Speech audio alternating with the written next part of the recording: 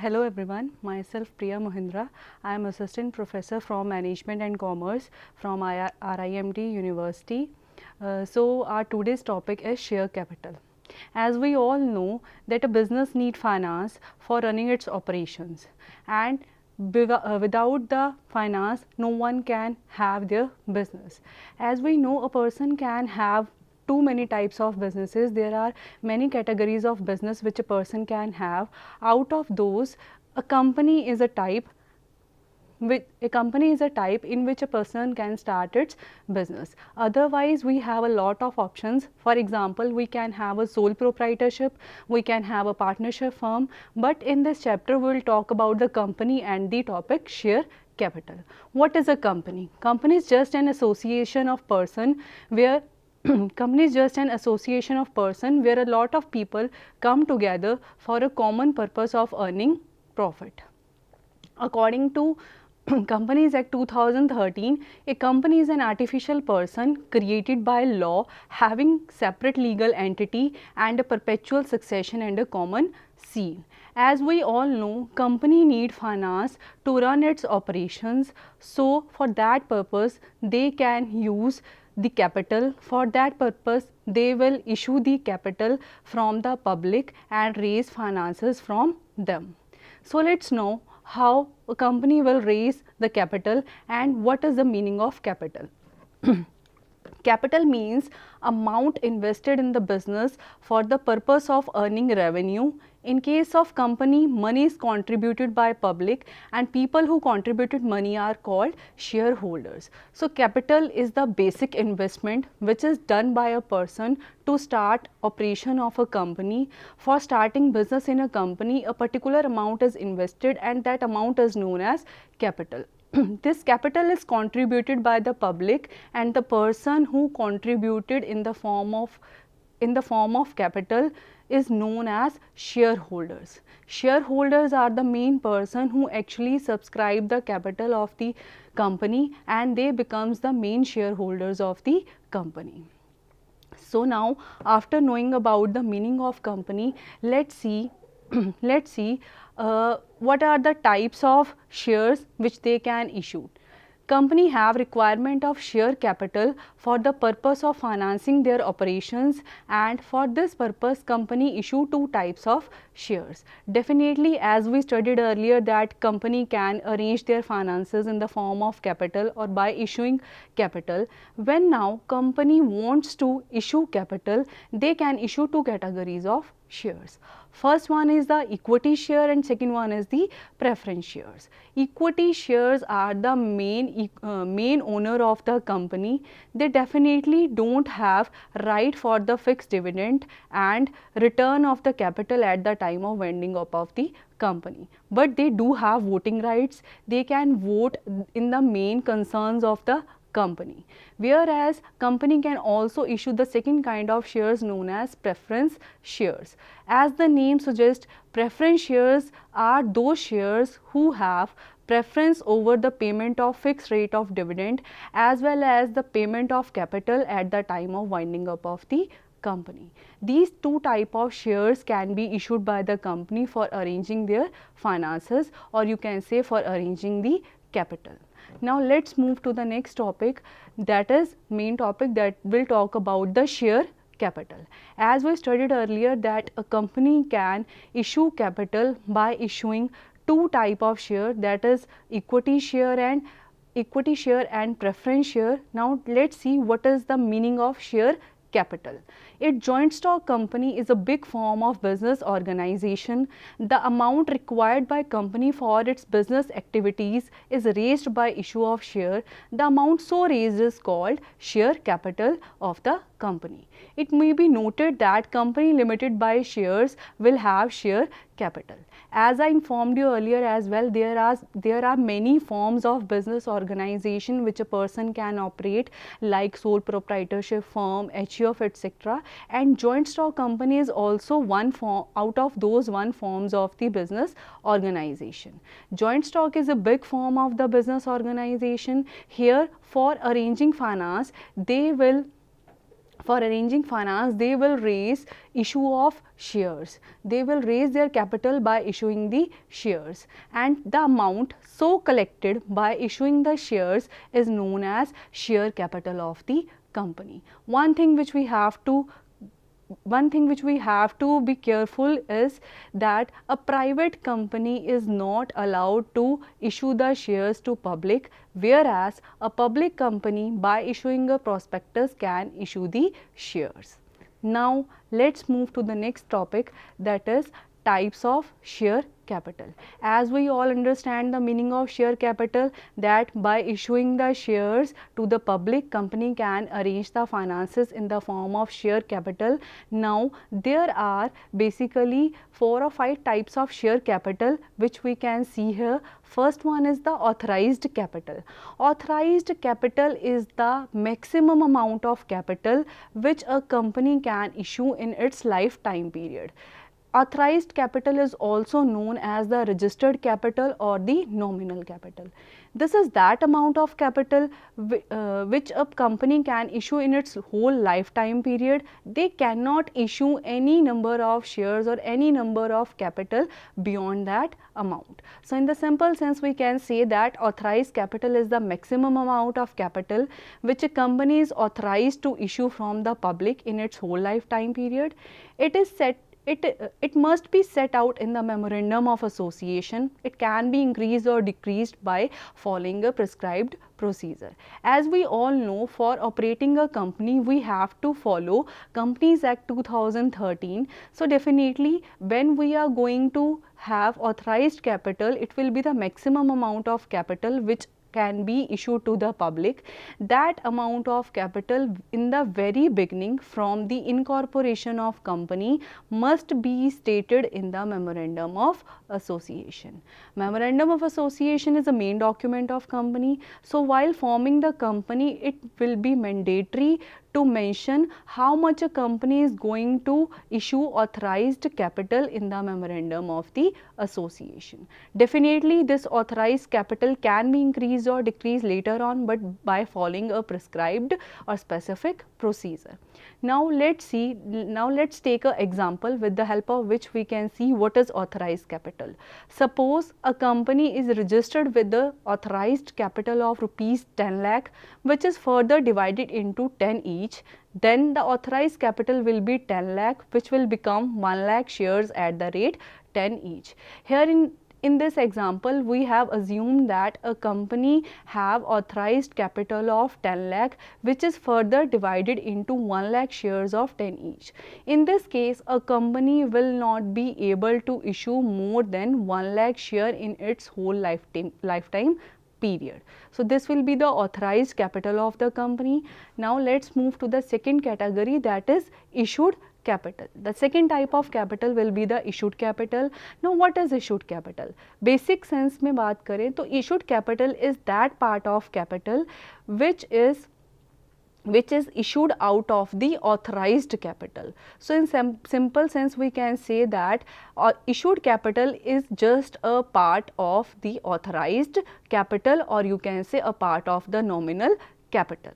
So it is that part of nominal capital which is actually issued by the company for the public subscription. Out of those authorized capital, we keep on issuing the shares to the public, and out of that authorized capital, the number of shares which are issued to the public are known as the issued capital.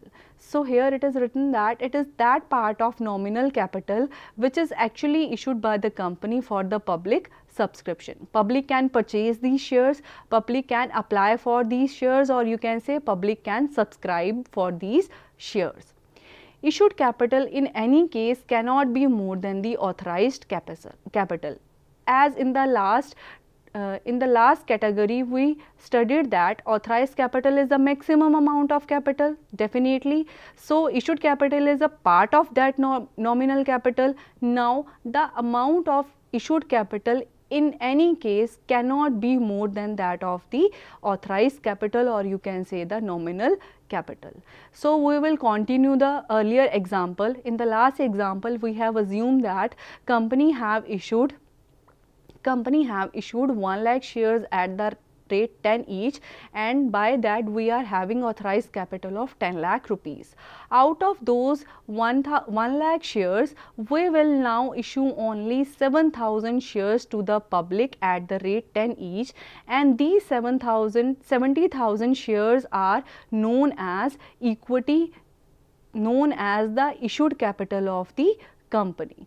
This issued capital here will be 70,000 shares at the rate 10 each, and it will become 7 lakh rupees in case of issued capital. Now, as we know, the authorized capital is the maximum amount of capital which we can issue, and issued capital is a part of authorized capital. Next, we will move to the subscribed capital. Now, a company have issued a specific number of shares to the public and they have subscribed that capital. The public can subscribe the whole amount of issued capital or a part of issued capital as well. So, the number of shares which is purchased or subscribed by the company, subscribed by the public out of those issued shares or issued capital is known as subscribed capital of the company. As value of share which have actually been taken up by the public is known as the subscribed capital of the company. Here the amount of shares which is actually purchased by the public is known as the subscribed capital of the company. Here when they will subscribe the share of company, when they have subscribed the number of issue of shares of company, at that time definitely they have to pay something in cash or in kind. So, the consideration here will be in cash or in kind. Subscribed capital cannot be more than the issued capital. Definitely we can receive number of applications more than the number of shares issued by a company, but we cannot issue shares more than the issued capital. This is why the subscribed capital cannot be more than the issued capital, and the part which remains unsubscribed out of the issued capital is known as the unsubscribed capital of the company. We will continue the previous example. In the previous example, we have authorized for 1 lakh shares at the rate 10 each, and company issued only 70,000 shares at the rate 10 each and having a 7 lakh rupees of issued capital. Out of those 70,000 shares, public can subscribe for all 70,000 shares or less than 70,000 shares as well. If the public have subscribed for less than 70,000 shares of the company, for example, if they have subscribed for say 60,000 shares at the rate 10 each and having a subscribed capital of 6 lakh rupees, then the remaining 10,000 shares at the 10 each will be known as unsubscribed capital of the company. So, here we can take an example. Company have issued 70,000 shares, out of which public subscribed, or you can say public purchased 70,000 shares at the rate 10 each only. So, here in this question the subscribed capital of company will be 7 lakh rupees. So, as we already understood the topic of authorized capital, issued capital and subscribed capital, now let's move to the next part, that is known as called up capital of the company. Now, after subscribing the shares by the public, now next we will move to the amount which we have to receive from the public in the form of cash or in the form of kind. The amount of consideration can be called up in one installment, in lump sum basis, or in number of installments as well. So, the number of installments, the amount which is called by the company is known as called up capital of the company. The amount due on shares subscribed may be collected from the shareholders in installments at different intervals. In the earlier example, we have taken that 70,000 shares are subscribed by the public at the rate 10 each. The amount of 10 rupees can be called from the shareholders in number of installments, and the amount due on these shares will be known as called up capital of the company. Company can call these amounts in one installment or in number of installments as well. Called up capital is the amount of nominal value which is called by the company from the shareholders, whereas the amount which remains uncalled, which is not yet called by the company itself, is known as uncalled capital of the company. For example, as we have taken that one share is for 10 rupees each. Suppose company have called only for the 6 rupees. In that case, the remaining 4 rupees for 70,000 shares will be considered as uncalled capital of the company. Let's take an example to understand the topic of called up capital. Public subscribe for 70,000 shares at the rate 10 each, out of which company asked the shareholders to pay 1 rupees for application money, 2 rupees for allotment money and 3 rupees for the first call. So here the total will be for 6 rupees only. The company only have called for 6 rupees out of those 10 rupees, and remaining 4 rupees will be called later on by the company in after some specific time period.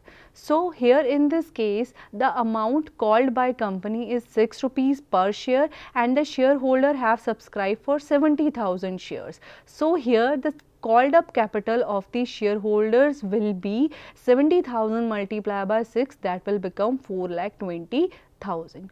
So the remaining amount, that is 70,000 multiplied by 4, 2,80,000 will be considered as our uncalled capital of the company. The last category of the capital of the share capital, or you can say the last type of share capital, will be the paid up capital of the company. In the last example, we have taken that company will ask the shareholders to pay a specific amount of money. They will call from them a specific amount of money, and that money is known as called up capital. Now, out of those called up capital, how much the shareholders actually have paid, that amount is known as the paid up capital of the company. So, in simple sense, paid up capital is that part of called up capital which is actually paid by the shareholders. If shareholders fail to pay amount fully or partly, it is known as call in arrear. In called up capital, company itself have called for 6 rupees only. Now, if the shareholders fail to pay out of those 6 rupees per share any amount, that amount is known as the call in arrear. For example, we have subscribed for 70,000 shares at the rate 6 each, as company called only for the 6 rupees. Suppose the public paid for 4 rupees only, and then in that case the remaining 2 rupees against those 70,000 shares will be considered as your call in arrears. So these are the basic categories, or you can say these are the basic types of capital which a company can issue to their shareholders. The last topic which we have to discuss here is reserve capital. Now, what is a reserve capital? Reserve capital is that part of capital that can be called only in the case of winding up of the company.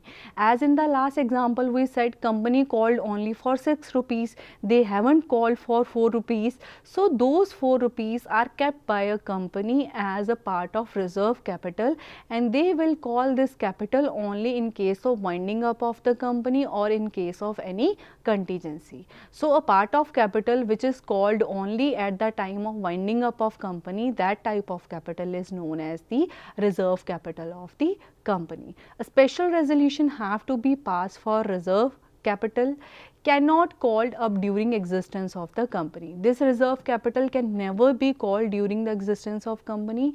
This can be called only at the liquidation of company, or you can say that at time of winding up of the company. There is no need to show this type of capital anywhere in the balance sheet. As we were discussing about the topic share capital, keep one thing in your mind very clear, that share capital will be shown in the balance sheet under the heading of liabilities and under the heading of shareholders fund. It can be in the form of equity shares, it can be in the form of preference shares as well.